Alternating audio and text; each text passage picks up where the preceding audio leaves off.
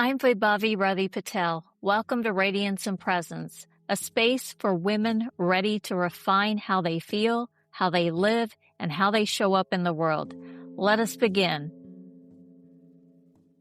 I want to ask you something. When was the last time you got dressed and thought, yes, this is exactly me? Not this works, not this is appropriate, not this is what I'm supposed to wear, but genuinely, yes, this is me. For a lot of women, that moment is rare and infrequent. And for some women, it's been so long that they can't remember the last time it happened. And today I want to talk to you about why.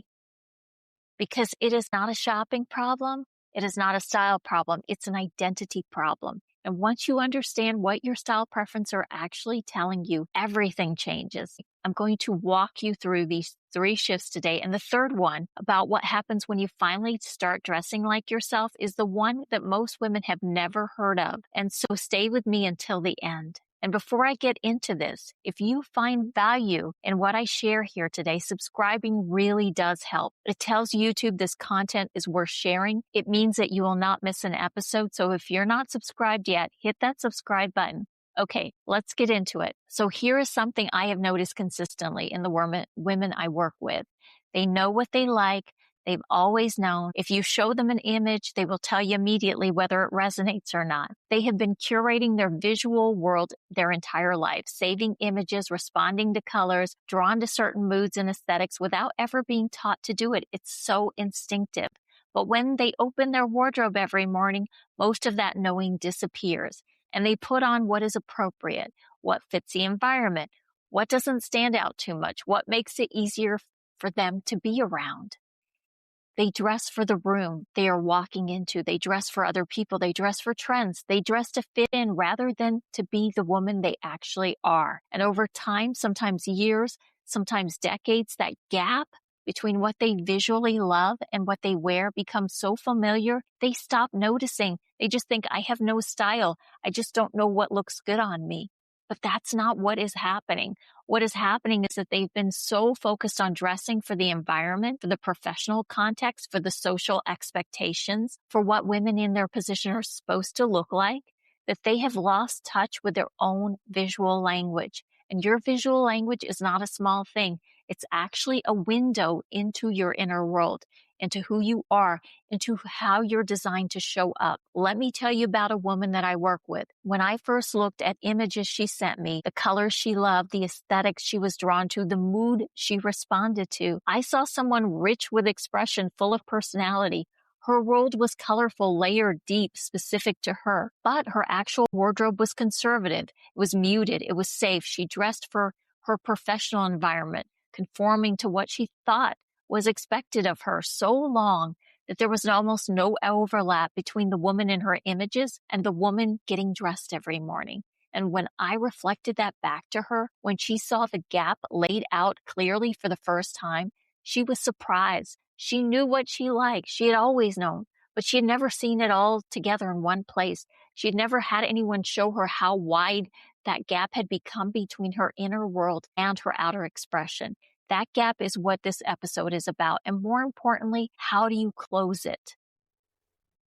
So the 3 shifts. First, start looking at what you're actually drawn to, not what you think you should look like, not what looks good on other people, not what the magazines say this is appropriate for your age and body and your position, but what are you actually genuinely instinctively drawn to?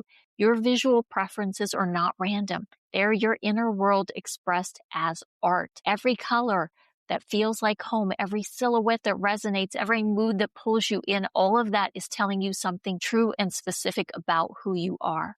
And the colors you love tell you something about your emotional and energetic world. The structure you prefer, whether you're drawn to clean, precise lines or fluid draping fabrics, tells you something about how you move in the world. The overall mood you respond to tells you something about how you feel when you walk into a room. Start paying attention to this. Start noticing what you save. Notice what makes you stop scrolling, makes you say, ooh, I love that. That is data about you.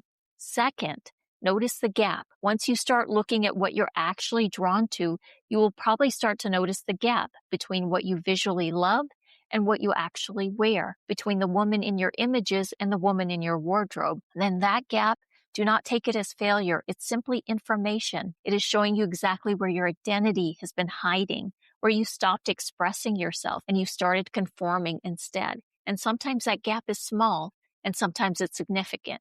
Sometimes what you say you want to be perceived as and what your visual preferences are completely aligned, and sometimes they're not. And that difference is the most honest, revealing pieces of self-knowledge you will encounter. The gap is not something to judge. It's something to get curious about. When did you stop dressing like yourself? What were you dressing for instead? Third, start small. Trust yourself. This shift, most style advice skips entirely, because dressing more like yourself is not just a practical change, it's an identity shift. And identity shifts take courage. The woman I told you about earlier, when she saw the gap between her images and her wardrobe, she was hesitant. She understood it intellectually and she could clearly see it, but actually dressing more like herself felt exposing, because dressing more like herself means she's more visible, means she's more seen. She had spent so many years trying to fit inside her environment that being seen as someone distinct, as someone unique, was frightening. So she started small, one colorful piece, one thing that felt more like her, a little less like how she'd been dressing. And something shifted, not just in how she looked and in how she felt, but in how she carried herself and how people responded to her. Because here's what I've come to understand after years of helping people with their style. When you stop dressing for the environment and you start dressing for yourself, people can finally see you. And more importantly, you can finally see yourself. And that's not a small thing. That is everything. Your style is not just a project to complete. It's not a set of rules to follow. And it's not about finding your seasonal color palette or your body type or your capsule wardrobe formula. It is a language you already speak. And you've been speaking it your entire life. Every image you've saved, every color you've loved, every outfit that has made you feel like yourself. You just need someone to help you hear what you've been saying to yourself all along. And once you start hearing it, shopping changes, getting dressed changes, how you move through the world changes, not because you found the right rules, but because you started listening to yourself. This week's reflection: look at the images you are drawn to, the ones you saved, the ones you stopped the scroll for, the ones that make you think, I love that. Then look at your wardrobe and notice how wide that gap is. And if you're ready to go deeper and to actually have someone help you with your visual language and understand what it is telling you about who you are, I have the Radiant Style Reset linked in the description below. It's a 90-minute private session where this work gets real and specific to you. I'd love to work with you there. I will see you next Sunday. Thank you for being here and for listening all the way through. If something landed for you today, the most meaningful thing you can do is to follow the show. It takes one tap and it helps more women find this work. You can find Radiance and Presence on Spotify, Apple Podcast, Amazon Music, Pocket Cast, and YouTube Podcast. And if you're ready to go deeper on presence, on style, on what it looks like to be fully seen in your specific life and work, come find me. I'm Vaibhavi Radhy Patel, and everything is at vaibhaviradhypatel.com.